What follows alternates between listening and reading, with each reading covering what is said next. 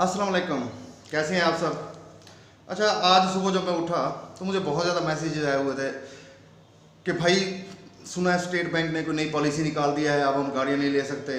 मेरे इल्म में नहीं था, तो मैं बहुत परेशान हुआ क्योंकि एक साथ इस तरह के कोई 6-7 मैसेजेस आए मुझे। तो फिर मैंने उसके बाद सर्चिंग की और उसके बाद फिर मैंने वो नोटिफिकेशन निकाला उनका, स्टेट बैंक का, जो स्टेट बैंक ने अमेंडमेंट की है कार लीजिंग के हवाले से। तो उसे पढ़ा है मैंने। तो जो अमेंडमेंट की गई हैं और जो उसमें तब्दीलियाँ की गई हैं वो मैं आपको डिटेल के साथ बता देता हूँ। और दूसरी ये बात है कि अगर आप ये समझ रहे हैं कि बैंक से गाड़ी लेना मुश्किल हो गया है तो कतन ऐसा नहीं है। हम मिडिल क्लास लोग हैं, मिडिल क्लास के हवाले से कोई इसमें इश्यू नहीं है। हाँ, जो ज़रा अप्पल टाइप की गाड़ियों में आ जाते हैं, इंपोर्टेड गाड़ियों में आ जाते हैं, उनके हवाले से काफ़ी अमेंडमेंट की गई है और काफ़ी ज़्यादा सख्त किया गया है। तो सबसे पहले जो उस नोटिफिकेशन के मुताबिक सबसे पहले जो पहली पाबंदी लगाई गई है वो इंपोर्टेड गाड़ियों के ऊपर लगाई गई है। पहले ये होता था कि आप बैंक से कोई भी गाड़ी लोकली मैन्युफैक्चर्ड है या इंपोर्टेड है या जो भी है, वाट जो भी है, आप ले सकते हैं, ईजिली ले सकते हैं। लेकिन अब इस नोटिफिकेशन के बाद इंपोर्टेड गाड़ियों पर बिल्कुल बैन लगा दिया गया है। ये जी उसमें वजाहत दी गई है कि मुल्की करंट अकाउंट ज़रा मुस्तहकम होगा।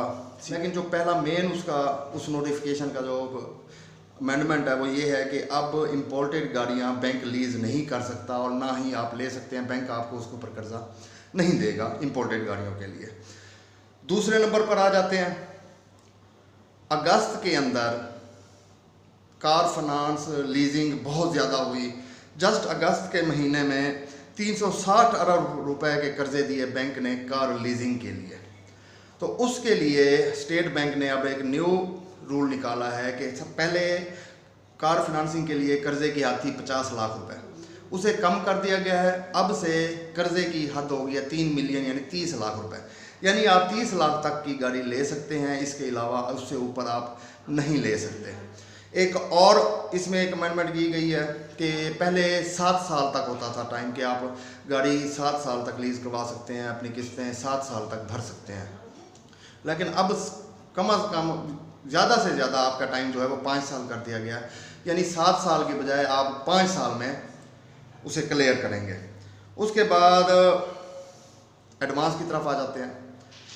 पहले कम से कम एडवांस था 15%। आप कोई भी गाड़ी लेते हैं, लोकली मैन्युफैक्चर्ड है, इंपोर्टेड है या नहीं, सेकंड हैंड का तो आई थिंक ज़्यादा था एडवांस। लेकिन अगर आप इस तरह की कोई गाड़ी लेते हैं तो कम से कम एडवांस 15% था। इस वक्त कम से कम एडवांस 30% कर दिया गया है। अच्छा, मज़े की बात यह है कि ये खुसरो मुख्तियार साहब वज़ीर हैं, हमारे मिनिस्टर हैं, इन्होंने कुछ अर्सा पहले कहा था कि मिडिल क्लास बंदे के लिए हम चाहते हैं कि हम नई पॉलिसीज़ लाएँ कि कम अज़ कम 20% होना चाहिए एडवांस।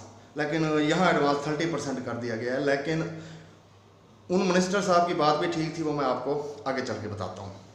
तो ये 3 मेन अमेंडमेंट्स हैं। इसके अलावा क्रेडिट कार्ड के हवाले से भी है, पर्सनल लोन्स के हवाले से भी अमेंडमेंट है। लेकिन हम क्योंकि यहाँ जस्ट कार फाइनेंसिंग की बात कर रहे हैं तो हम कार फाइनेंसिंग पर ही बात करते हैं। ये 3 मेन इसमें अमेंडमेंट्स की गई हैं।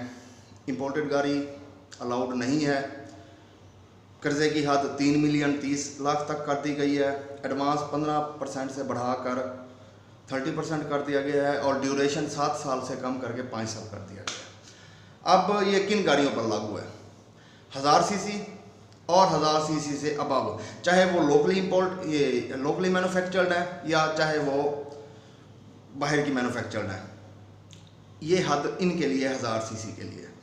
1000 सीसी के नीचे 800 सीसी आ गई, 600 सीसी आ गई, 660 सीसी आ गई। इनके लिए यानी जो मतवस्त बंदा, हम जैसा बंदा, मेरे जैसा बंदा, आप जैसा बंदा जो लेना चाहता है, जो ले सकता है, इस तरह की गाड़ी लेना चाहता है, तो उसके लिए ये पाबंदियां बिल्कुल लागू नहीं होती।